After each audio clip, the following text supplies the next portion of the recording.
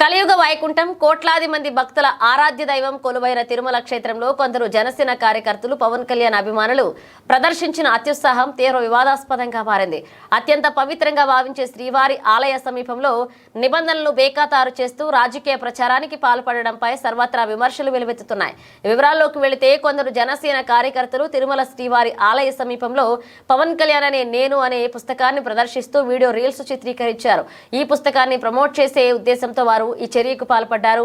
ఆలయ పరిసరాల్లో మొబైల్ ఫోన్లు వాడడం, వీడియోలు తీయడం పూర్తిగా నిషేధమని తెలిసినప్పటికీ వారు ఈ నిబంధనలు ఉల్లంఘించారు. ఈ ఘటనకు సంబంధించిన వీడియో సోషల్ మీడియాలో వేగంగా వైరల్ కావడంతో శ్రీవారి భక్తులు, నెటిజన్లు తీవ్ర ఆగ్రహాన్ని వ్యక్తం చేస్తున్నారు. తిరుమల పవిత్రకు భంగం కలిగించేలా ప్రవర్తించిన వారిపై కఠిన చర్యలు తీసుకోవాలని డిమాండ్ చేస్తున్నారు. తాజాగా జరిగిన ఈ ఘటన భక్తుల మనోభావాలను తీవ్రంగా దెబ్బతీసింది.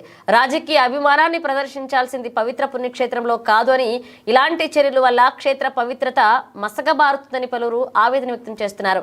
ఆధ్యాత్మిక వాతావరణానికి భంగం కలిగించిన జనసేన కార్యకర్తలపై టీటీడీ అధికారులు ఏ విధమైన చర్యలు తీసుకుంటారని ఆసక్తిగా గమనిస్తున్నారు.